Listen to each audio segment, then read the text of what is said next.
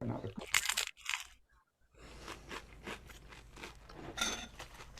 All right, so recording has started. Today is the 10th of June, and we have a great session today.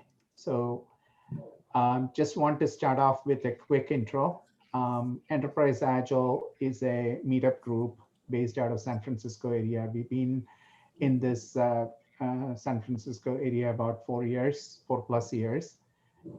Before early last year, we were physically meeting in San Francisco City, and we used to have, we meet after hours, after working hours, and usually have like dinner and some drinks catered and all that. But with the pandemic, all of that went away. So no food, no drinks. But the good news is we have gone all virtual. We now have a global audience that have joined this group, and we are about 1,500 people globally at this point. And we usually do like one or two presentations from major industry presenters or industry players in this meetup every month. Actually, in February, we were part of this uh, Agile Reflect Festival, and we did about 10 presentations during that week. But the rest of the months, we have like one or two. We had all of these presentations we record and we put it in our YouTube channel. If you search in YouTube for Enterprise Agile, we have a channel.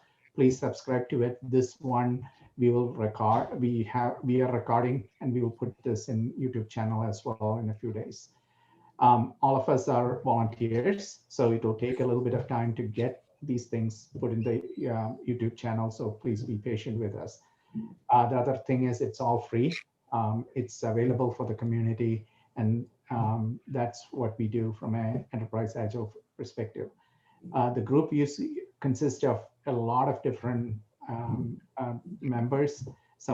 Many of them organizational leaders, some product managers, project managers, scrum masters, consultants, different roles people play with different levels of experience as well. So this is exciting.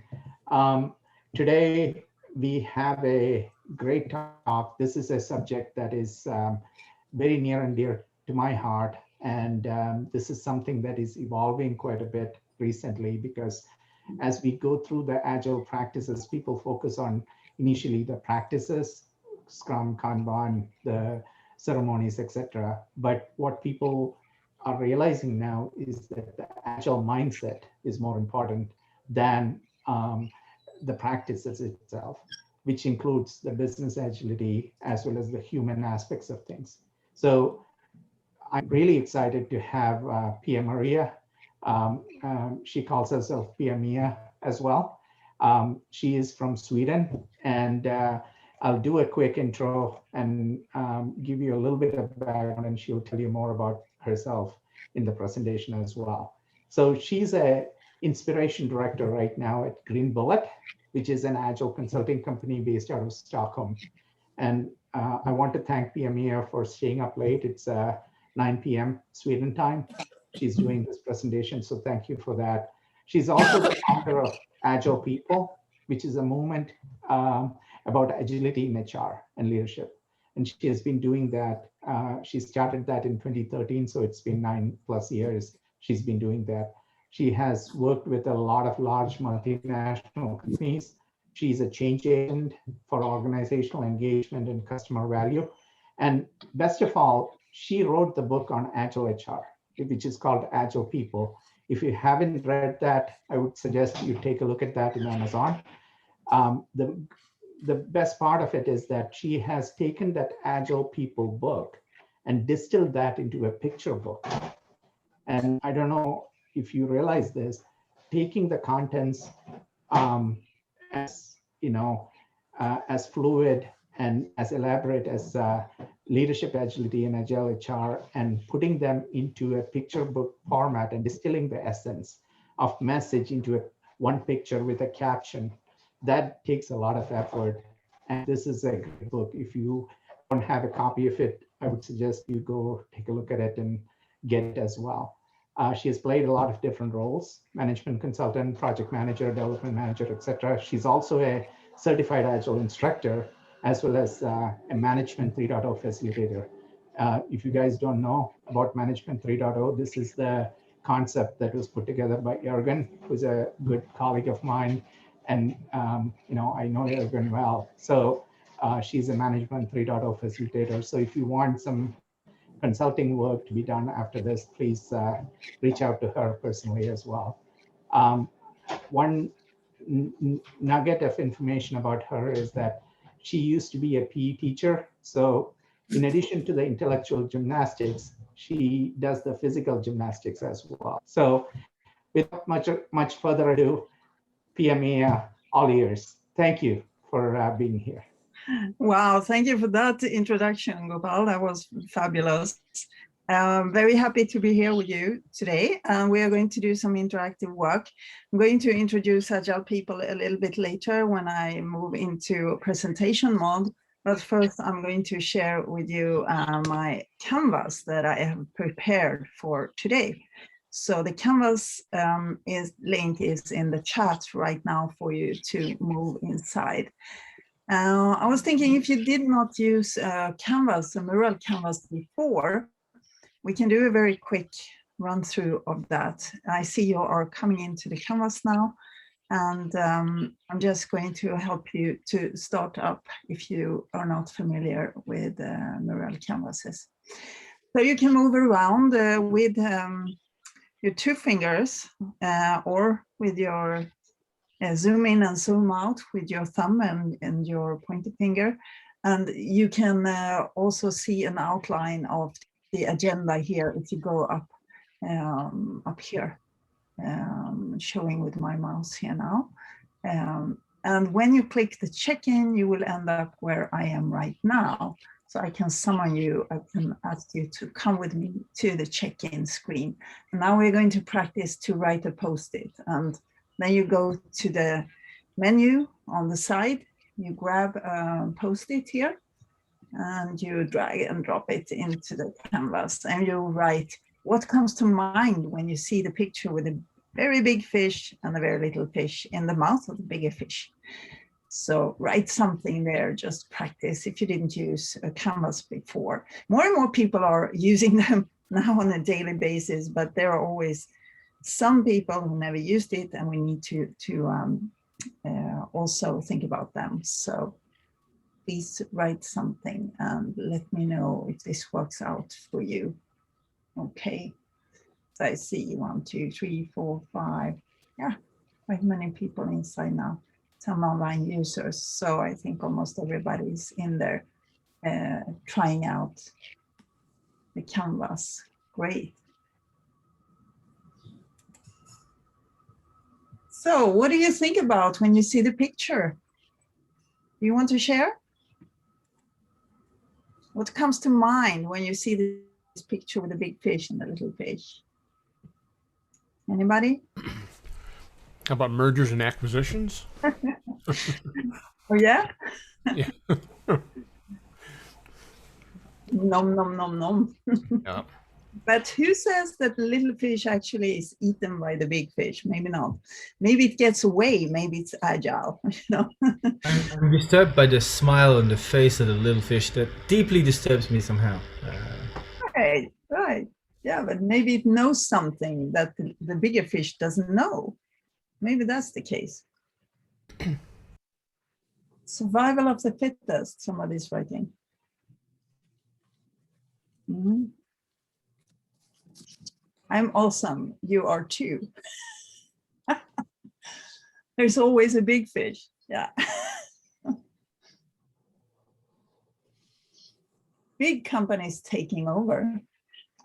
Or maybe the big fish is trying to eat the little fish. It gets away, it swims away. Actually, we have this kind of little video where the little fish is swimming faster than the bigger fish. So it gets away, and the big fish gets, left alone and dies because it's much slower and bigger and moves so slowly. So it's going to die eventually.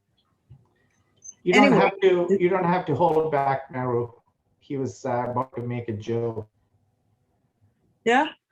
Yeah, but since this is I still want to be, how can I say, considerate of the feelings of other people. But I see a nice twist to this. Maybe the small fish is just teasing the big fish because it knows it can accelerate very quickly whenever it wants. It's just teasing it. Exactly. Yes. Or it used to be part of the big fish, and now it's swimming off on its own to its new entrepreneurial adventures. Whatever. It's a good exercise to do when people need to practice the mural canvas. Let's go to the connection instead, number 2. So we are going to talk about Agile HR today. So when you think about traditional HR, what are the words, the adjectives that comes to mind, the descriptions that comes to mind that you associate with traditional HR? So I'll give you a few minutes to think about that. Like 2-minute time box. Let's put a time box here. Or maybe only 1 minute to speed you up a little bit. Start the timer. What comes to mind? Sadness. So you get very different replies depending on what group you make this exercise with.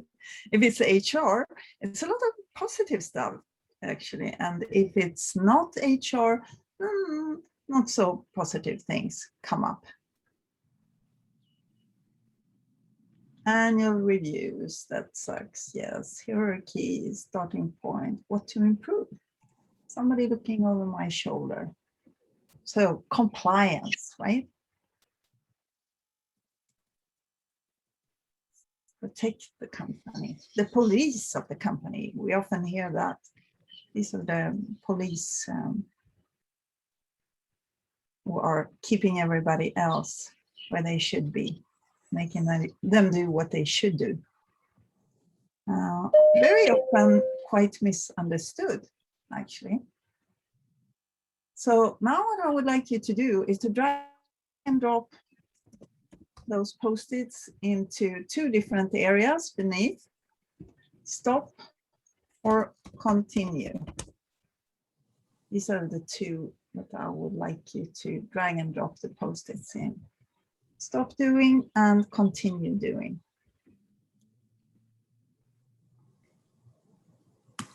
This is how I usually start up my Agile HR training.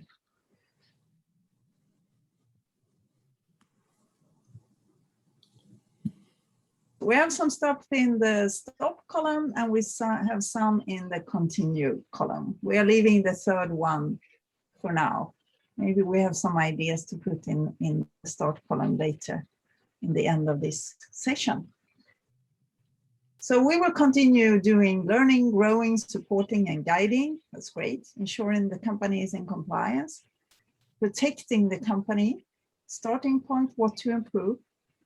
We will stop the sadness, the misunderstandings, the unvalued feedback, the annual reviews, the role matrices, somebody looking over my shoulder, performance, normal distributions. Yes, I couldn't agree more. Anybody want to comment?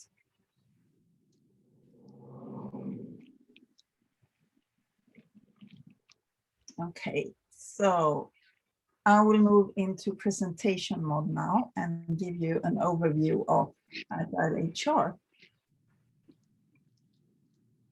So, It's interesting that somebody said sadness. yes, it is. It's not happiness, it's sadness. So we need to turn HR around. They need to fundamentally change their role. So what we see in Agile People is that both HR and management need fundamentally to change their roles and become Agile People coaches. That's the role that we have lined up for them. And this is my mission, and I've been building this community, Agile People, with this purpose to create great workplaces, with happy, productive employees. Really, my background is within IT, project management for IT. I have a degree in finance. I have a master in IT management, and I've been working most of my career, still 15 years, as a consultant, management consultant, rolling out talent management systems, you know, Workday, Cornerstone on Demand, success factors for HR and managers in large Swedish corporations like Electrolux, IKEA, Volvo Cars, Volvo Group, SKF, these huge Swedish organizations, and realized after some time that I wasn't making so many people happy doing that. And the usage of these system solutions and processes were often very poor, and people were not really getting more efficient by those systems.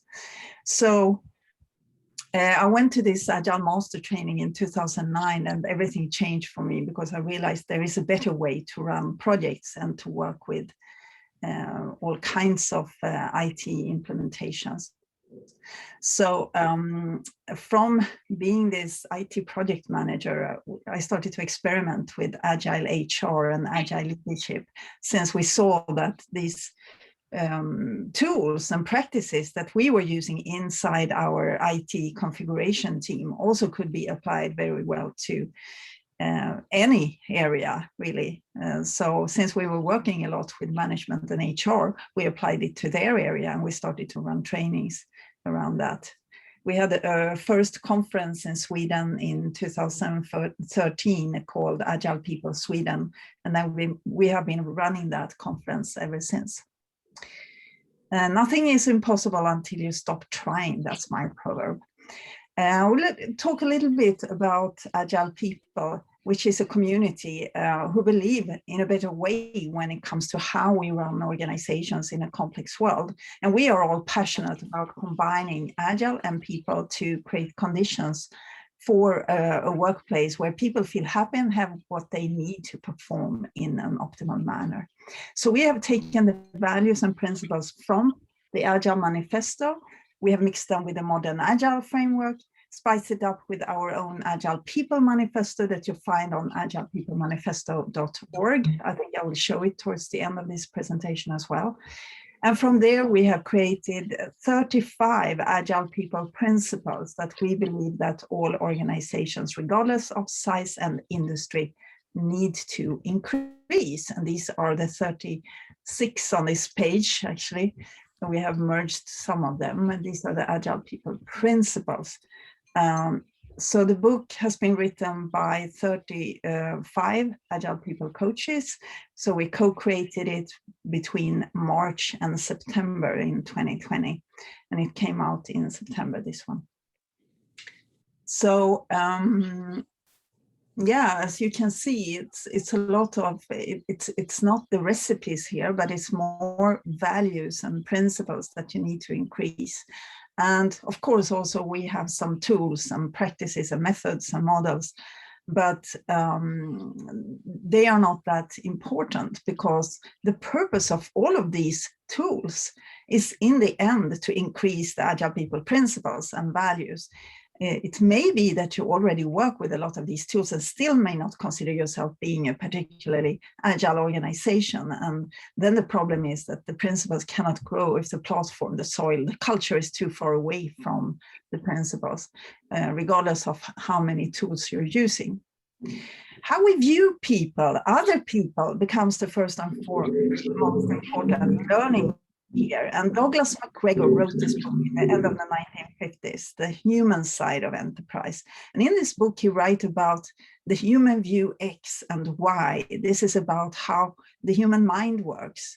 So we can either view people as if they are X, that means that we believe that they are lazy, unmotivated, they don't want to take responsibility, or we can view them as Y, which means that we believe that other people want to be the best they can be in their lives, and they will contribute to create value if they get the right conditions to do so. So why is this important? You may ask yourselves. Well, it's really about the system of work that we are providing to our employees. Do we believe in them, and do we set them up for success by providing a system where they can release their full human potential? Or do we set them up to fail by not giving them the opportunity to do what they do best every day, not removing impediments for performing and not giving them the resources they need to succeed? If we can make sure that every person can show up every day and be their best selves at work, do we then believe that they will perform better and be happier at work? So how we view people affects how we structure our management processes. And this is why it's important how we view other people and what we believe about other people. So this is an example of how the X view of people could look like in history, how it played out.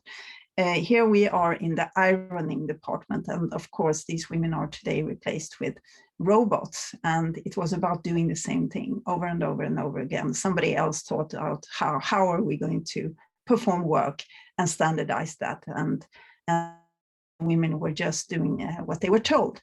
So if we instead move to the future of work, this is the transition that we see will happen, and it has already started. And it has actually been speeded up by the pandemic as well. So artificial intelligence and robotics will ultimately create more work for us, not less. But the skills that we will be needing to do that work will not be very common. So if we don't take the right steps, there will be a shortage of skilled talent to fill those jobs. The majority of the workforce will freelance by 2027, so the employee form will be less common and remote work becomes the norm. And I did this slide 2 years ago, and now we are seeing this happening. So it's really nice to see that it's coming true. In this complex reality, we have to move from viewing the organization as a machine that can be controlled and managed to viewing it as a social system that consists of people and relationships. People are not cogs in a machinery. They have feelings, dreams, challenges, and thoughts, and cannot be controlled. So people are not robots. They are complex adaptive systems that work from intrinsic motivation. And it means that we need to stop to see people as resources and view them as living organisms as they are, who we need to treat differently to work optimally. So no standardization, no boxing people with labels or grades anymore, just skills to understand people's intrinsic motivation and what makes each person tick. To create this well-functioning social system is a very complex task. And we need to use a lot more experimentation and trial and error for it to work. And there are no recipes for success here. And Agile is definitely not the silver bullet. So what do you need to do to make a person function optimally? You need to care about basic psychological needs. And these are different for everybody. I have written 3 books about the topics of Agile HR, Agile leadership, and human motivation at work. And this is the first book that came out in 2017. I had to write this book because I needed course material for my Agile HR course, because there was nothing written about Agile HR. The second book is the picture book that Gopal referred to in the beginning. It has 220 illustrations that complement the message from the first book. And if you want, you can actually take the code that is available here on this book, and you can download it for free in a picture book format from our site. Let me know if the code doesn't work, but if you see here, sorry. I'll go back. I think it's still working. It's from an old presentation, but it should still be working. So grab it and download the book for free, and you can have it in flipbook format. It's a very nice format. This book came out in September 2020, and this is the co-creation project that I told you about before. Your call to action for the future of work, the Agile People principles. The problem with traditional leadership and HR, I'm sure you know, the first one is that we believe that we can control reality and make a perfect plan, but reality looks different. So the problem is that the world is not predictable anymore, and we need feedback regularly from reality to make the right choices along the way. So we are focusing, as you know, on the shareholder value when we should be focusing on the customer value and employee satisfaction before that. So happy employees serve customers, and happy customers will lay the foundation for a profitable organization that can deliver value to the shareholders. But that is a consequence of the value equation happening between employees and customers. So profit is like the air we breathe. We need air to live, but we don't live to breathe. This is the beautiful quote from Reinventing Organizations by Frederick Laloux. We need profit to survive, but that's not the reason why we're on the company. The reason is to create value for some customer, and the consequence will be shareholder value. For HR, customers are managers and employees. We have other problems. We have managers who are feeling a lack of psychological safety in agile transformation programs. What happens to me and my role, they may be thinking, when everybody seems to be able to lead themselves. They don't need to be managed anymore. We go from management to enablement and development, coaching leadership, transformational leadership. And this problem needs to be taken very seriously and can potentially ruin the whole change initiative if we don't do something about it. The skills that took management to the position they're in today are often not the skills that are needed to lead in a complex world.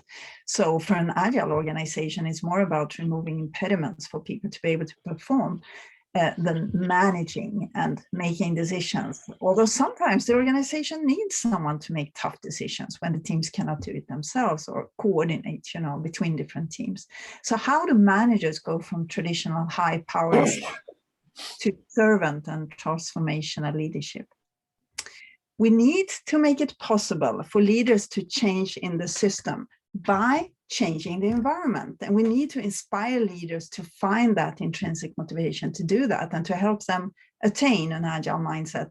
These are two conflicting goals, as it's only the leaders who can change the organizational structures that will make it possible for increased business agility to happen. And to do that, they need the mindset, but they can only get the mindset by having the right structures and the environment from the beginning. So this is a catch-22 dilemma.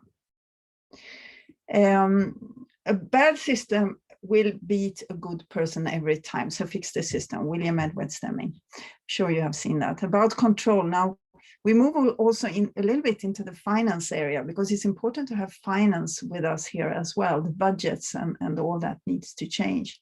The definition about for control is the power to influence or direct people's behavior or the course of events. And in business terms, that means controlling people or controlling the future. And this is the grand illusion that many managers have, that people can and must be managed, and that the future is predictable and manageable. And we all know that this is just an illusion. It's not true. So budget problems, many, very time-consuming process.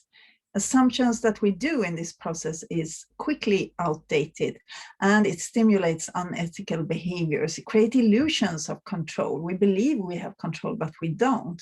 And decisions are made too early and often too high. It guarantees that we have the planned costs, but not the planned revenues, of course.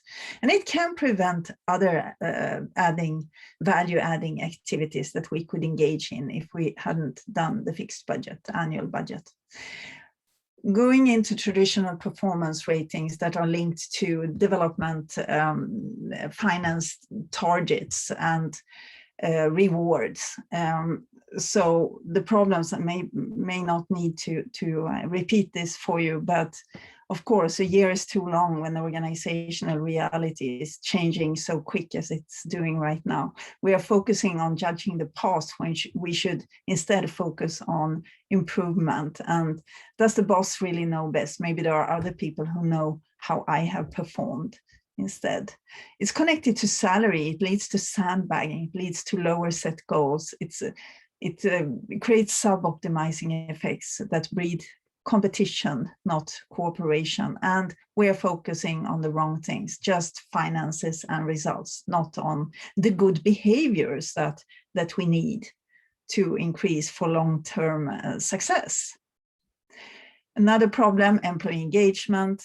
The vast majority of our workplaces are not great places to work in, very far from it. So this is the Gallup survey, State of the Global Workplace, that we see regularly coming out, and here hundreds of thousands of employees have been interviewed in all kinds of industries.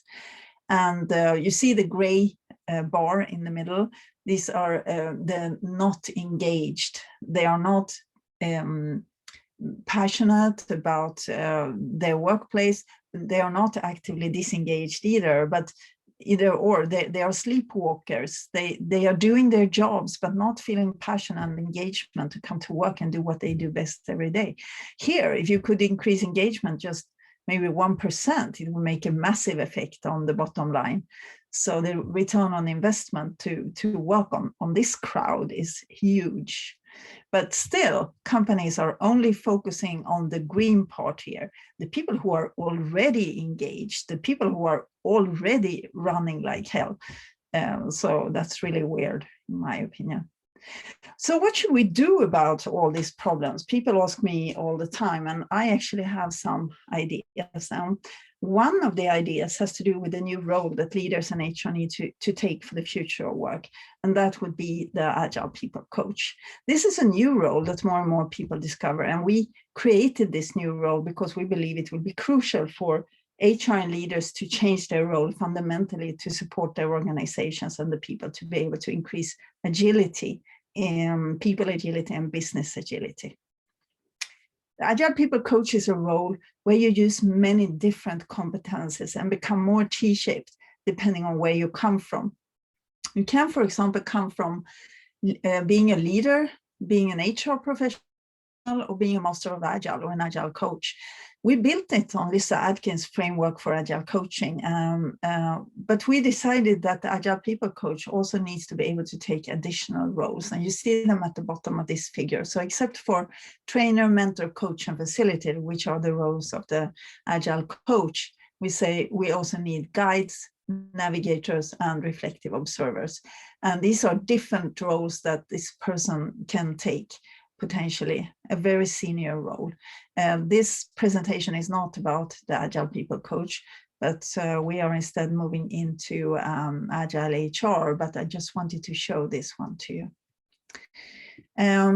Depending on the needs of your people, you take a different role to support them, a senior role, and it obviously takes a lot of time to master all of these roles. You cannot be fantastic in all of them from the beginning, and this is where your lifelong journey starts. But let's move to Agile HR and look at the change that they need to go through. The Agile model of HR states that the human resources job is not just to implement control standards and drive execution, but rather to facilitate and improve organizational agility. And this changes HR's mission and focus fundamentally. Driving agility means driving programs which create adaptability, innovation, collaboration, and speed. And HR should actually be leading this change. I believe that HR has been sitting in the backseat for too long, and it's time to step up and show what you can do for the organization. And it's all about the people and the system in which the people live and work. If we can give the right prerequisites to people, they will take care of the rest. We don't need to do more things. We need to learn how to stop hindering people from giving their best effort to the company by providing the wrong structures. So HR has the power to decide on these structures that can support people to perform or make it more difficult to contribute in creative and innovative manners. Why is that? Because and not so many people know this, that HR is controlling in large organizations, change management, organizational development, leadership programs, people development, talent acquisition, performance management, competence development. And they provide structures for the whole organization based on this. And if HR keeps holding on to the old ways of doing things, we don't have the possibility to change in any part of the company. HR can support or hinder the change towards a more agile organization. And that's why HR needs to go first, because otherwise any change program will hit what do we call it? A fence? No, an obstacle at some point in time, and that obstacle is called HR. Job descriptions are boxes for standing on, not living in. HR usually makes very rigid, very detailed, very prescriptive, task-oriented job descriptions. Instead, we need to make them a lot more flexible, a lot more wider, and make it possible for people to be more T-shaped, essentially. So depth in one or several skills and breadth in others. I'm great at this one thing and familiar with all this other stuff, you could say. So start from somewhere and then try to create more generalized specialists or specialized generalists. And this creates a lot of flexibility for the organization, for both the individual, the team, and the whole organization. It makes competency shifts possible, and you learn from each other when you try out new and different things. We have a better adaptability to changing organizational competence requirements, and we don't have to fire people because we don't need their job role anymore, because they can always do something else if they are T-shaped. Great tool to use for any HR or people and culture department when understanding how to optimize the employee experience is the employee journey mapping. So having this more profound understanding of your employees' needs and struggles can help you support them to perform better and be happier, which is HR's top priority.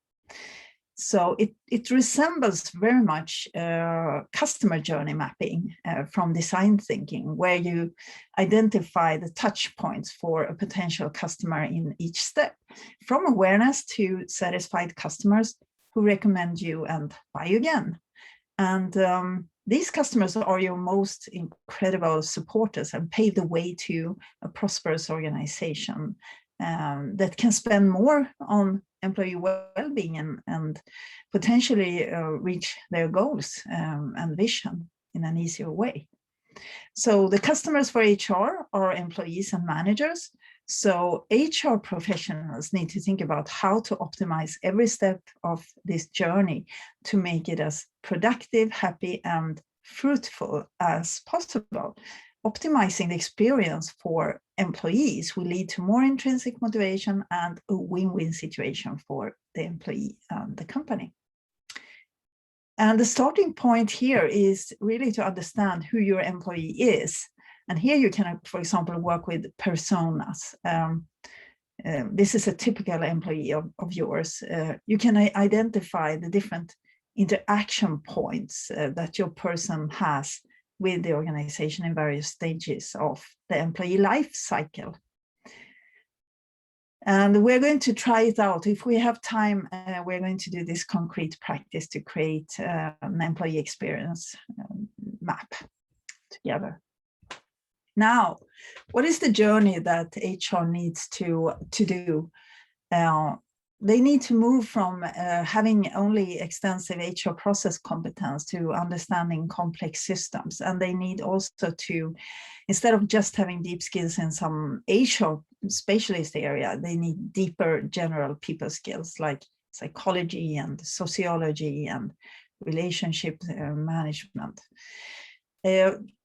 From having no formal power to lead a transformation, they need to be trusted to influence transformations. And instead of being stuck in certain roles, they need flexibility to wear different hats depending on the need. Instead of one size fits all trainings and solutions, solutions need to be tailored towards unique needs. And instead of developing and delivering solutions to the business. They need to develop solutions together with the business, invite them to give feedback and to think about the solutions. Instead of mainly supporting managers, they need to support all the people. Instead of a slightly parental view, sometimes they need to treat employees as adults that can be trusted. And instead of focusing on individual performance, they need to enable system performance. Instead of expecting answers, they need to work on their listening and observing skills. And instead of checking compliance, they need to enable improvement. Instead of being back office workers, they need to walk the floor. They need to go to Gemba, as we say in Lean. And this is the full list. There is probably a lot more, but these are some of the changes that the HR professional need to go through and develop, and this is what they do in my Agile HR course. What about leadership? And here you see the gardener metaphor. I love the gardener metaphor. We move here from managing performance. I talked about it before. Instead of micromanaging people who may think for themselves and have better ideas and have knowledge in a specific business domain, for example, we move to enable performance. And this is the CEO of today, is the Chief Enabling Officer.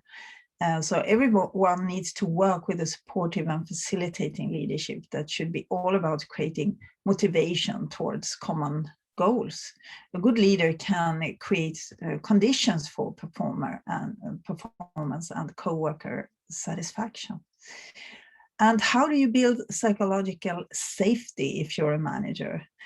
How do you create an environment where people feel free to speak up and admit errors and mistakes so that everyone can learn from them? Well, you as a leader need to go first and show vulnerability and admit that you make mistakes. Then your people will do the same thing.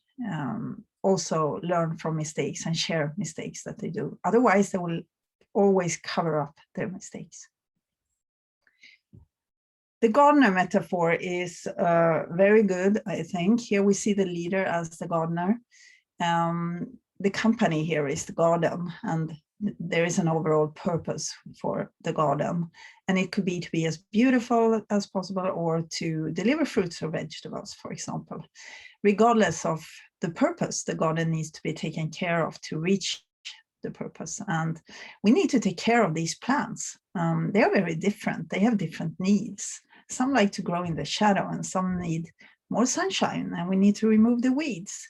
Some like to grow together with other plants to develop faster and become beautiful together. And some need a lot of space around them. Some need lots of water. Some grow slower. Some grow faster. So the agile leader is the gardener who takes care of the plants, understanding the needs, having this competence about the different plants, trying to fulfill the purpose at the same time. And it's useless, of course, to scream to a plant or command the plant to grow faster or better or quicker, or, you know, it's useless. You can only create the conditions in the soil for the plants to grow. Make sure that they are placed in the right place in the garden. We cannot force a little seed to grow. We can try until we are blue. You still cannot do it. We can only give the right conditions and the right environment. And then you can just hope that it will grow. And if it doesn't, we need to deal with that. Could be that the seed doesn't grow in our environment because it's not that kind of plant, or that there's something wrong within the seed. You know, it might go through a divorce or being sick, or there is something wrong. There are bad seeds. That's definitely the case. So, difference between the manager and the Agile People coach. I'm going to speed up a little bit here. Having more competence in lean and agile and people skills and being people and purpose driven is very important for the future leaders. Growth mindset, you know, instead of saying I decide, they say I facilitate. Empowerment, alignment is the focus here. And instead of focusing only on numbers, they dare to turn their back on the results and focus more on the people, because they are the ones creating the results. Instead of artificial harmony, we need to move towards healthy levels of conflict. And instead of telling what to do, storytelling to inspire action. Instead of judging employees in ratings, we need to coach employees to perform. And instead of optimizing locally, we need global optimization, optimize for the whole, no sub-optimization. Instead of deciding about career paths, we need to mentor growth. Instead of working with carrots and sticks, we need to indulge in dialogues about intrinsic motivation. And instead of decision delay, foster decentralized decision making. And instead of speaking and proposing, framing, probing, and listening. We cannot do it alone. You know, nobody can do it alone. HR cannot do it alone. Leaders cannot do it alone. To be able to remove limiting structures, change the culture, and start collaborating towards a more agile future, we need to join forces. And we need everybody to start talking across boundaries. That's why we also work with boundary spanning. Start a conversation, nudge the system and the people, and move in this new common direction together. We don't follow any recipes. There are no recipes or best solutions that always work. We do know that when we stick to certain principles, it tends to work well. And you know that best practice is always past practice, and only mediocre companies follow best practice. You will actually never be better than your competitors if you follow best practice. So here we then move into looking at how we can grow the culture or changing the system. So if we start by changing or removing limiting structures, I often talk about something called the structure culture misfit, where we have values that are communicated, and then we have structures that are working against those values. That's the misfit that we see in large organizations many times. And after we are working to stop those limiting structures, dare to stop to do stuff, dare to stop an approval flow, for example, see what happens, and experiment with stopping to do things first, because that will give space to increase supporting structures and start working with new tools and practices that could help you, like Kanban boards like Scrum and others, to create the agile mindset and the agile behaviors and habits. So in theory, when more than 50% of all people change their habits and behaviors, culture will change. And then the question becomes, how do we learn new habits and behaviors? Well, it helps if we have new structures. It definitely does. And then we need to also start, repeat from one, because these limiting structures have a tendency to come back when a company is growing. We in Agile People put together this manifesto to support you to understand how the move needs to look like. So we came together in 2019 when we still could meet in person during 4 intensive days. And this was on the west coast of Sweden, actually in this house I'm in right now. And this is the result. This is our gift to you. And with this, I'm just going to give you a last shout out. You need to start today.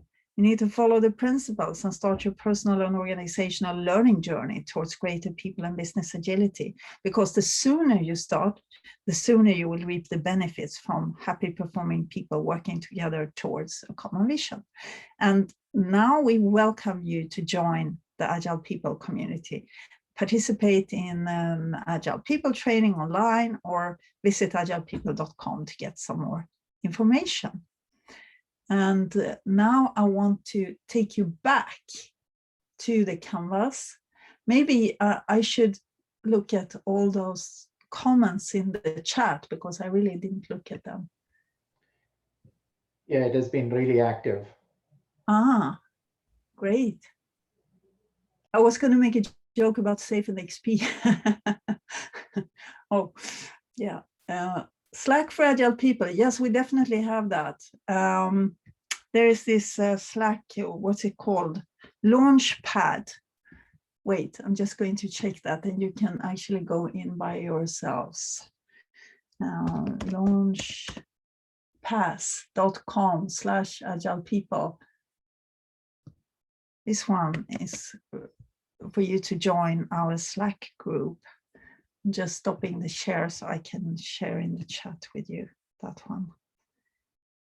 Here, there is the Slack group for Agile People. Please join us. We have a lot of channels in there. Most conversations are happening in the hidden channels, unfortunately, but there are also some open for everybody. And if you stick around for some time, you will get invited to also other channels. Okay, so let's have a look at the chat. What did you think about during this presentation? There was a request to see if we can get a copy of your presentation materials. Of course, yes, you can. I will send you a PDF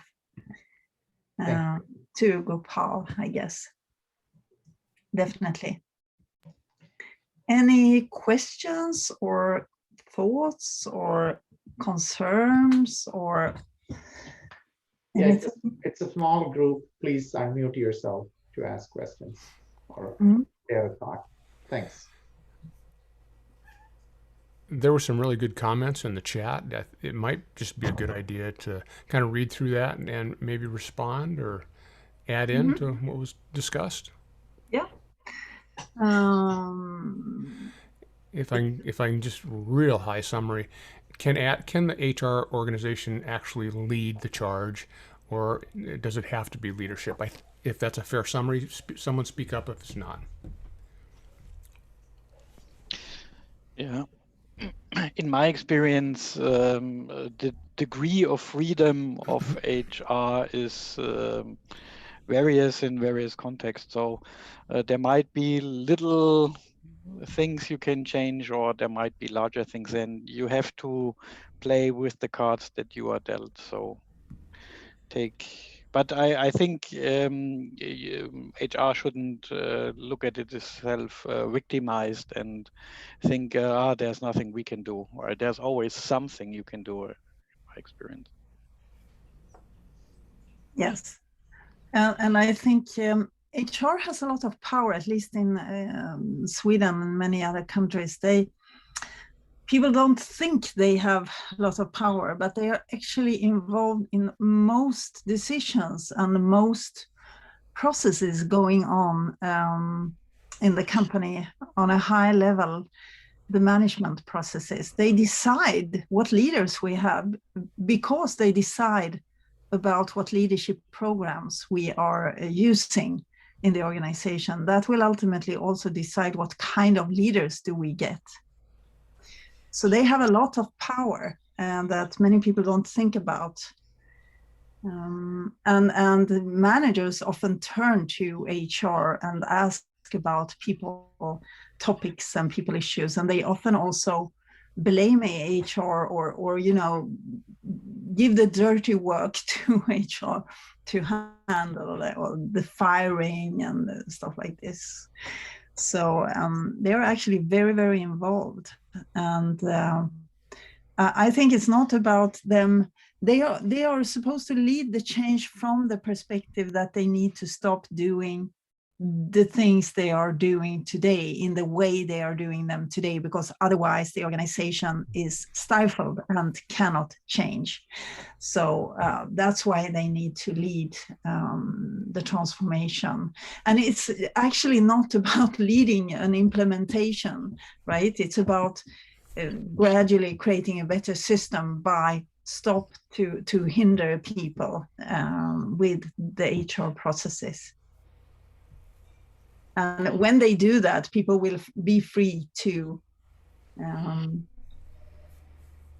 do more things, to experiment, to learn, to to do a lot more things that they are not able to do when HR is hindering and stopping them. Yeah, what I've so agile coaches were offering some trainings, and we got the feedback, hey, what you are telling us here is in complete opposition what we learn from trainings from HR. And I think that was a healthy way to make that conflict visible, and then you can work with it. Yeah.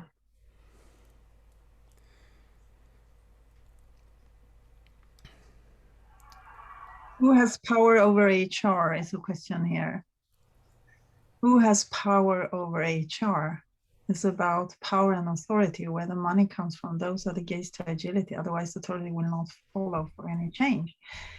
Yeah, it's about the leadership. I talk a great deal about leadership. I say HR cannot do it alone, and leaders cannot do it alone, and finance cannot do it alone. But it starts with finance and budgets and performance targets and rewards, and these structures need to go completely. We need to stop doing the annual budgeting. We need to stop working with performance ratings and putting labels on people. You know, we need to stop these things, because otherwise we will never increase people and business agility. So I believe definitely leaders need to change. And this is the catch-22 dilemma that I talked about also, that leaders cannot change because of the system. And they are the only ones who can change the system.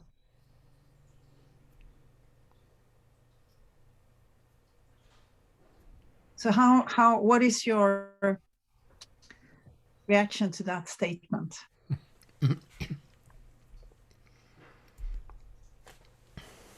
We cannot change. They have been working for 30 years with the Excel sheets, with results, finances, with these are my targets. I'm going to reach this, and then I get a reward, you know, then I get a, and these are the skills that they know. They don't know other skills. They don't have the other skills, and they don't understand even why they should have other skills. Yeah, their current reality is what got them to where they are today. That's their yeah. Those are the things that enabled them to succeed and have what they have today. Yeah, I think it's really context sensitive. I'll bet most of us have seen organizations where the HR organization are a bunch of order takers, and yes, they go out and get training things set up, and they do certain specific programs for leadership, but they don't really have a whole lot of strong influence. And where we've probably seen other organizations where someone in HR, perhaps it's the head of HR, is very influential and does have a lot of impact with whatever kind of leadership activities are going on. So I think there's a continuum here. I don't think there's a single answer. I really kind of think it's my own observations. HR has tended to be more on the order taker end of the spectrum than the leading sort of end of the spectrum, though I have seen a couple of examples where they've been very influential and really had senior leadership's ear and helped guide them and make some better quality decisions. But I think it's a continuum, don't you? Yes, definitely. It's very different. There are no recipes for success, and that's the problem. So it depends on the size of the organization, on what the HR is doing in the organization, on a lot of things. And that's the challenge, that we need all the time to experiment and learn and do what we can do with HR. But if they start, for example, to visualize their work, and if they start involving the people and management in the delivery of the HR deliverables, that's just a great start. If they start to use Kanban board, or, you know, Yes. that could be a great start for them, or do a backlog with the management team, the leadership team. And Darn it, I wanted some simple answers here. But I do think things like the Kanban board are a great gateway drug to bigger and better things in HR, and where they can see some value in the practices themselves and start to adopt some of the practices that they should go out into the organization and advocate. Yeah.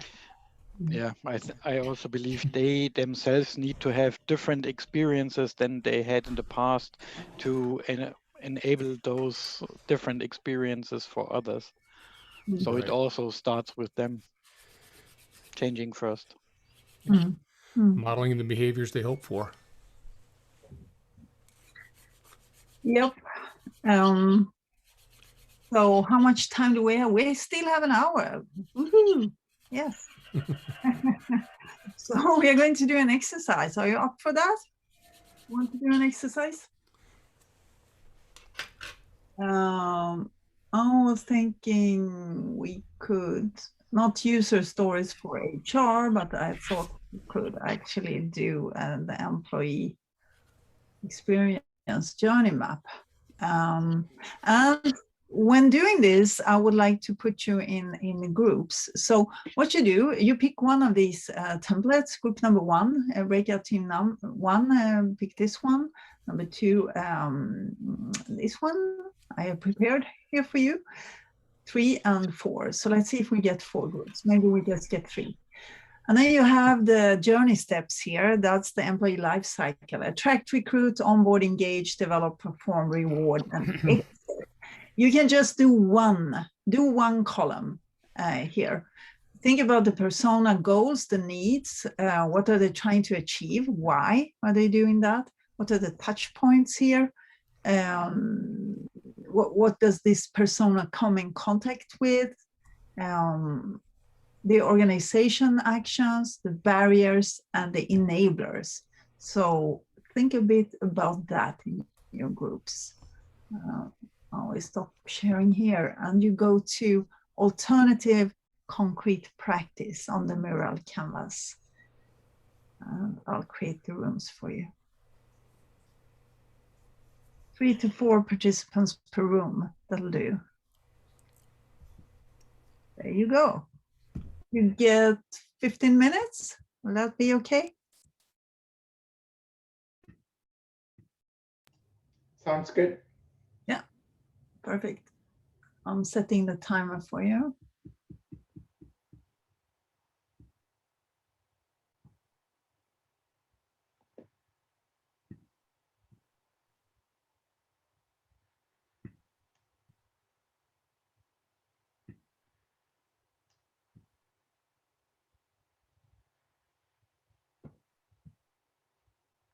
We have only one person in room number 2.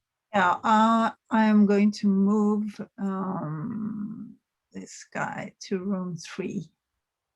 We have only 2 in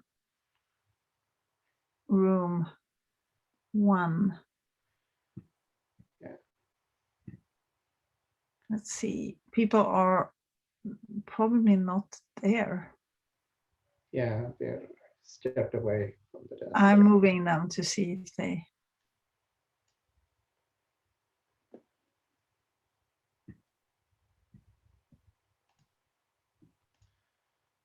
Okay.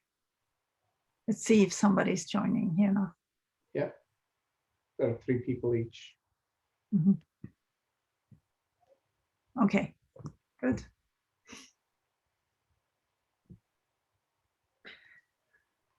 So it's still sunny here, you know? Yeah, I see that. Yeah. Sun didn't set yet.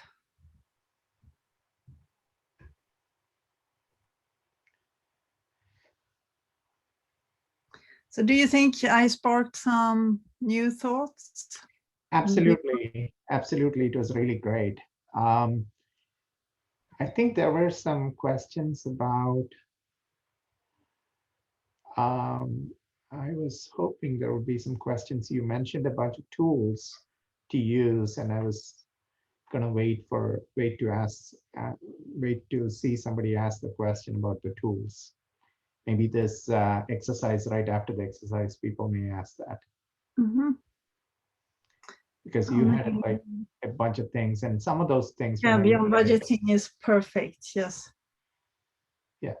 We did have a meetup yesterday about beyond budgeting with the director of beyond budgeting coming to the Agile People meetup in. Yeah, I registered for that. Unfortunately, it was 5 a.m. my time. I was still sleeping. I couldn't wake up for that one. I have the recording. I want to listen to that. Richard Olsson. It's a great combo with Agile People because then finance and HR come together. I used to do some training together with Bjarte Bogsnes, who is also working in Norway on HR with Beyond Budgeting. And he wrote a book called Implementing Beyond Budgeting. And when we're training together with finance and HR and management, then they start to work cross functions, and that's what's needed, really. Because it all starts with budgeting. I can tell you, I mean, at the end of the day, we have limited dollars to spend, and every quarter, it's like, hey, are we going to get more? Where are we going to get it? How do we justify for it? And that's a challenge. Yeah, that's always the biggest challenge. Yeah. But paradoxically enough, you will be more profitable, is my conviction, if you don't do the annual budget. So then you will have more money also to work with. Yeah, I've thought about it. I've done this, I've been part of this budgeting thing for a long time, right? In different companies, big and small. How do we manage a company which is not small without a budgeting and operations? That has been the challenge for me, because let's say that, we have 50 different projects, somewhere we have to make a decision. It cannot be a group decision because we have hundreds and hundreds of people globally working on those projects. Yes. Yeah. So we have one direction. I mean, you need to have a very strong common direction that you're moving in. Yeah. And you need to let the teams self-organize. And you need to have, if you're not, have you seen the Chinese company Hire? Have you seen that example? Have you read about it? I have not. And so what they did, they instead of having a big hierarchical organization with 60,000 people, they created 4,000 micro enterprises with 20 to 30 people in each micro enterprise. And they are self-directed and self-managing. They are hiring their own manager. They are firing their own manager if they don't think they are delivering. And everybody's free to start a new micro enterprise. And they have some rules that they tend to stick to, right? Guidelines and stuff like that. And they get part of the profit. So what is the name of the company? HAIER, Hire. HAIER.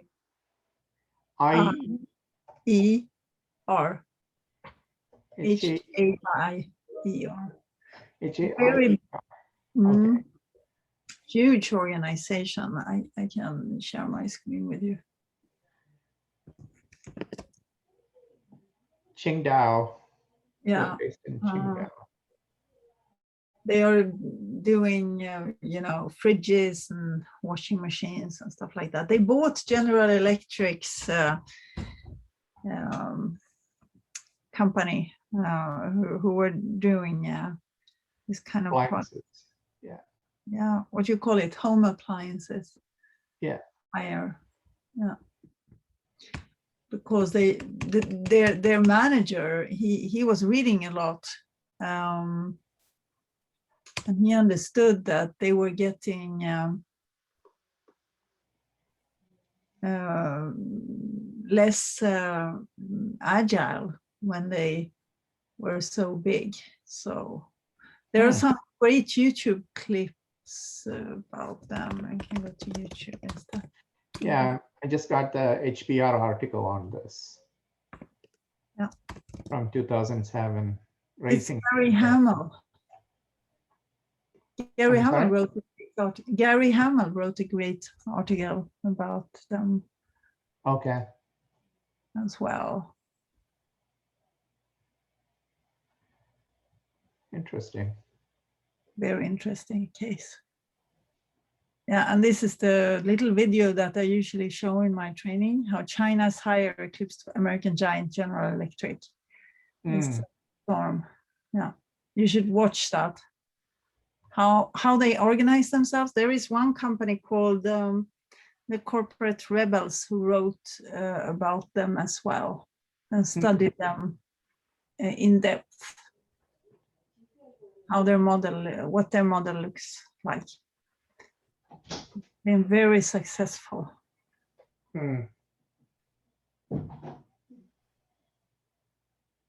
Interesting. I'll definitely take a look. Thank you for sharing. What time do we have now? We have 6 minutes left. Okay. Wonder, yeah, they are doing something. Haha.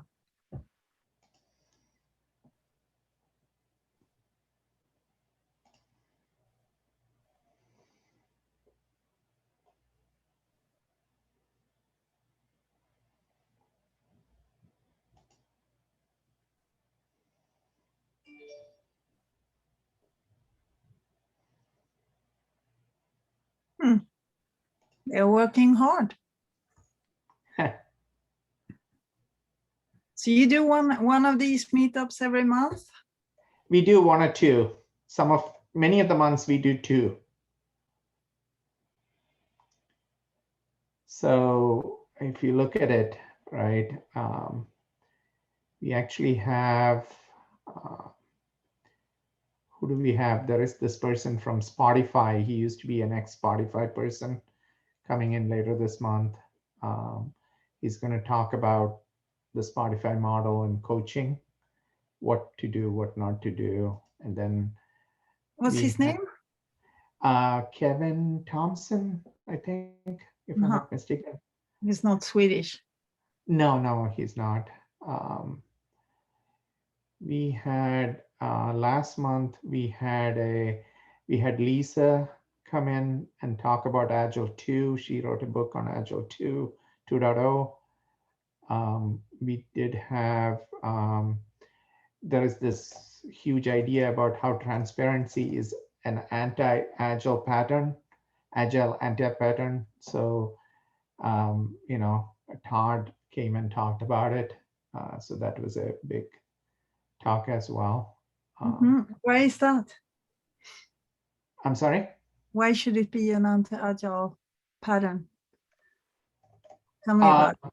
Basically, it's about how much. So he actually shared with us some survey globally that was done.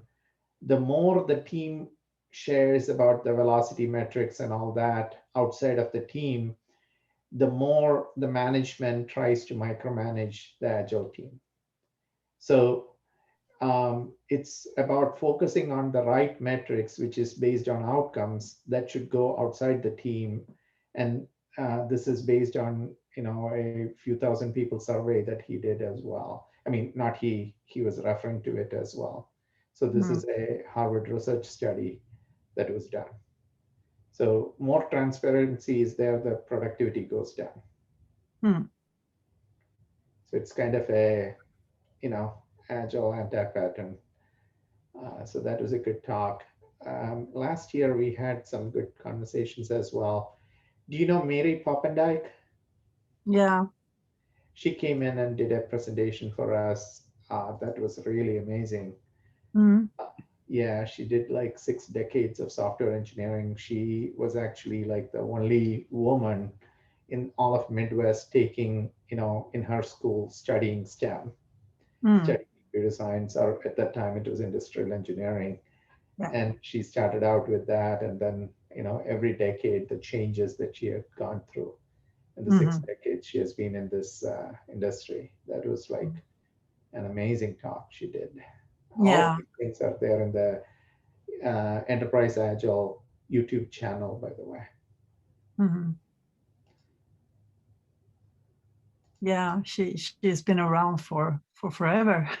Yeah, She's yeah, always been there in the lean space. yeah, yeah. And it wasn't even called Agile at the time. It was basically industrial engineering. Mm. Yeah. I thought she had retired. I think she does, at this point, she does whatever she wants. She and her husband does whatever she wants. Yeah, probably. She sold Yeah, so many books, I guess. yeah, yeah. Mm. I have had, my first contact with her was more than 10 years ago when I was working for Cisco. And she came in and did a presentation for us. And I spent some time talking to her at that point. That was maybe like 12 plus years ago. Mm. Yeah. Um, That's great. yeah, yeah. I'm going to close the rooms now. Okay. Mm. I didn't realize I was off camera. Everybody's off camera. Is that common? It depends. A lot of people are, they're a little bit shy. Mm-hmm. Yeah.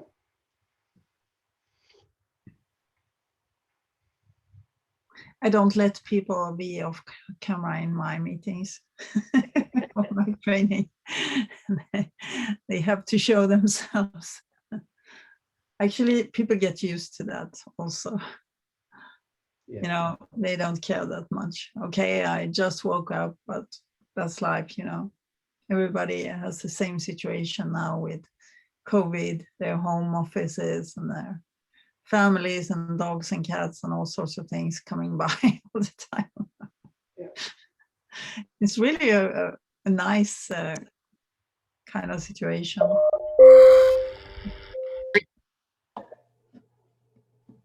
So I see you've been doing great work. Let me share the screen. Here we have, we start with group 1. Why don't you tell us about your employee journey map?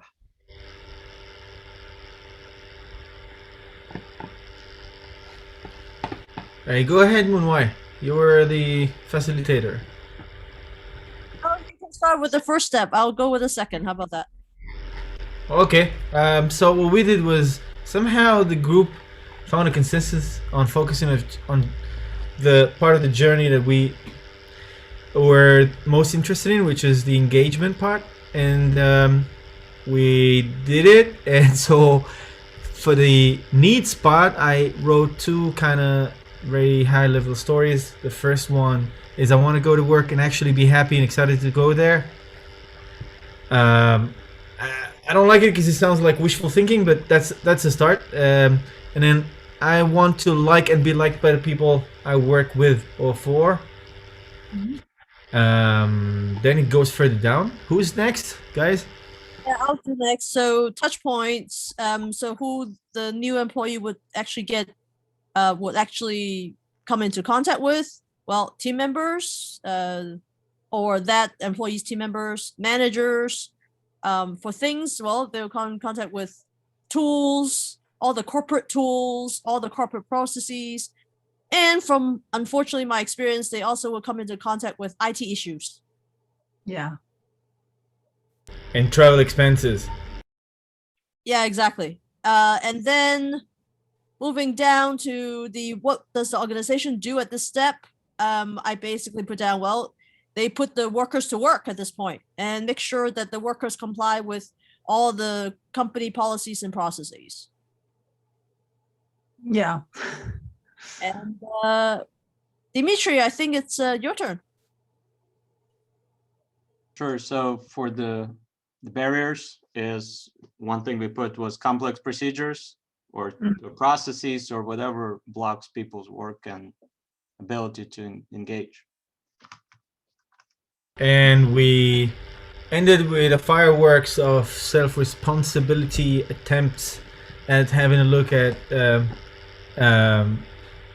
let me see what the role is called actually. Enablers, yes. And so it was 2 people. I did the self-responsibility part, coaching, empathy, support, being challenged by work and by the organization, but in a good way, being listened to, and also, of course, able to listen. The other one I put down basically what will help that employee to achieve the goals is hopefully other teammates and maybe managers if they actually get a good manager. Yeah. So, yep. So it's 2-part. One is outside and one is internal. So you can't just rely on people. You also need to do something. So that's why we have 2 stickies there. Yeah. That's it. Great. Yeah. So it's a start. Then you just need to continue with all the other columns as well. Maybe you can start understanding employees in a better way when you work with this kind of journey map. Okay, so what about the other team? You went all over the chart here. What were you doing? Putting a little bit here and a little bit there, maybe going from intrinsic motivation. I like that. That's great. I can kind of speak to the group. I guess we were kind of silent. We were a silent group, so it was like a silent meeting. Yeah. And I think we were just adding. I was kind of just adding areas where I was thinking that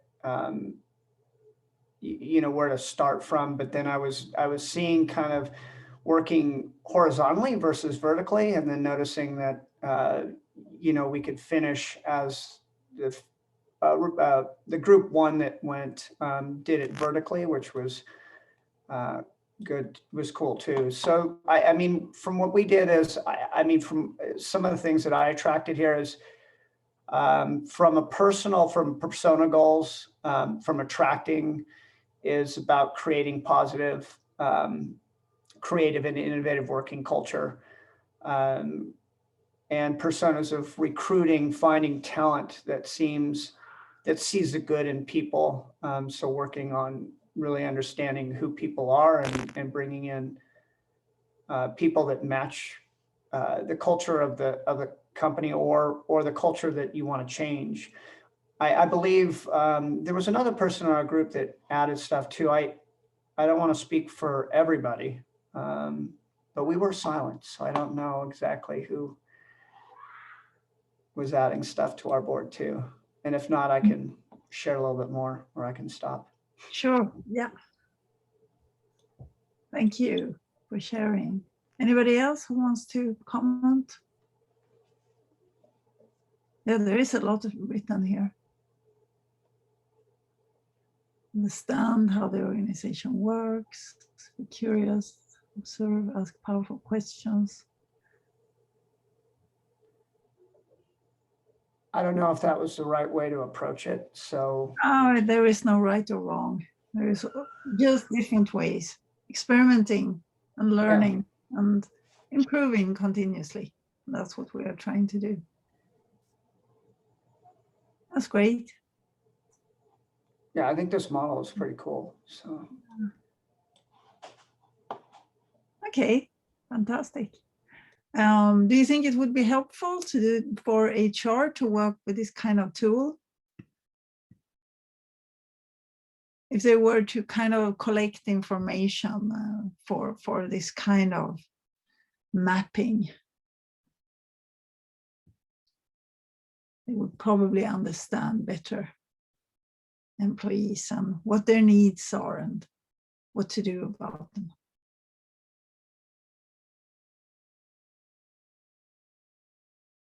Okay.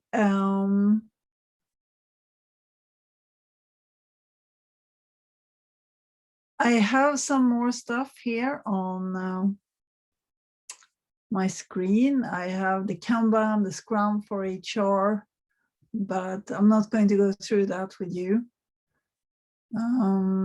Thinking that we could, I have something here about user stories also for HR, but I think you're familiar with user stories, aren't you? Well, I would say yes, but it's always dangerous to say yes to everything. There's always something you don't know. I mean, it's Yeah. So I'm trying to, in this part, I'm trying to teach HR about user stories because they have never heard about that. So they are new to this concept. So I give some examples of user stories for HR here. As a team leader or manager, I want to provide my team members with the right tools, methods, models for them to be able to deliver. It's more of an epic, really, I would say. Maybe they are epics. They can be broken down a lot here. As an employee, I want to develop myself and grow so that I can contribute to the company goals. So if that was a user story for HR to work with, they would need to explore what this employee want to develop themselves in and how and why and all these questions to really understand the needs. And then as an HR business partner, I want to support the managers with knowledge about coaching so that they can support their teams in a better way. That's a typical HR user story that they make for themselves. This is what they assume about the manager's need. But then they might also discuss this, obviously, with their internal customers, the managers and the employees to really know that they're doing the right things. And this is not very common with HR, that they are doing these things. They are usually not involving managers and employees to a large degree in their work. They think that if they ask about what they are doing, they will be perceived as if they don't know their job. And they feel also that they need all the time to deliver 100% ready stuff, because otherwise they haven't finalized it. It's something that is not ready, you can't deliver. You know, it's that old-fashioned way of thinking. So these are the ways of working today with many HR departments that we are challenging. And then they will need to practice to do user stories here. In the role as X, I need Y to be able to do Z. So you write them and then you discuss them together in the groups. So one way of understanding more what managers and employees expect to get from HR. Here is one. As Alana, I want to plan a training event so that my team can run effectively, for example.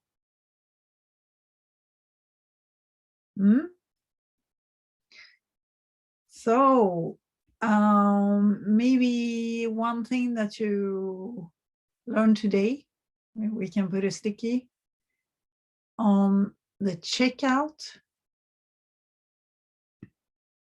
because I don't think I have so much more for you. I have a checkout.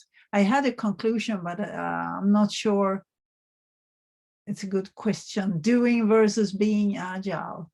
What's the difference? Is that something you would like to discuss? I think you already have. You are that mature in agility, and I think this is more a question for an HR team to understand the difference between doing and being agile.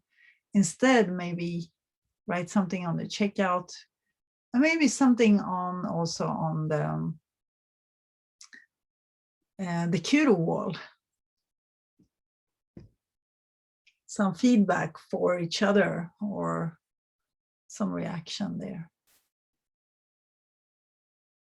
Positive feedback to each other.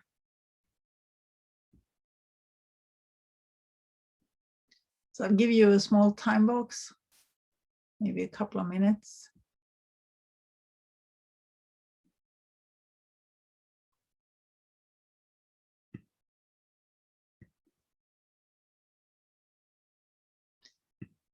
And I'm heading to bed very soon here. It's soon 11 o'clock in the evening, so. But the sun is still up.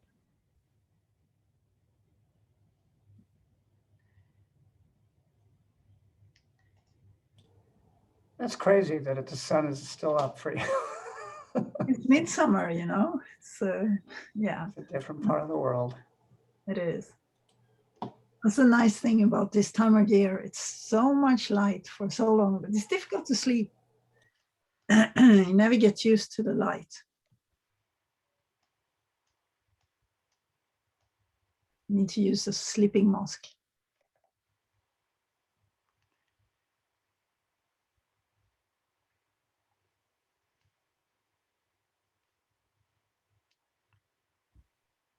So PiaMaria, are people updating the mural? Yes, there is something at least in the checkout. We have the HR roadmap tool, learn to use a Canva as an organizer. Somebody learned something. That was the goal. But I think that people are soon leaving. So I think we should maybe wrap up this meeting for now. Yeah, usually people get a little over an hour for lunch. They're probably getting back to other meetings. Yes. Okay. So thank you, Gopal, very much for having me. And I hope you learned something. Here is some more. I enjoyed the insight on the topic. Canvas board was a great tool. Yeah. I really like the mural canvas. It's a fantastic tool when you run trainings, when you do virtual meetings, when you're, geographically spread in different places. So in March, we actually turned our whole business around. I stopped to travel and started to work online. And all the material went into mural canvases and Zoom meetings and Trello boards. But it's really a nice way. Yeah. So thank you very much. Thank you so much for an absolutely wonderful presentation. It was engaging, and the breakout sessions as well as the hands-on work was really great. Great tools. I'm sure people are going to reach out to you. Thanks for putting in the Slack channel as well as the connections. Please send the slides. I will distribute it to everybody, and really appreciate you staying late and doing this wonderful presentation. It was really awesome. Thanks again, and thanks everybody. We have a lot of things coming up as well. Please look at the meetup. Otherwise, I would just like to close out this presentation and have a wonderful rest of the evening or wonderful rest of the day. I'm sorry, Pia-Maria. Thank you very much, and have a good evening to you too. And thanks for having me here. And I'll send you the presentation. No worries.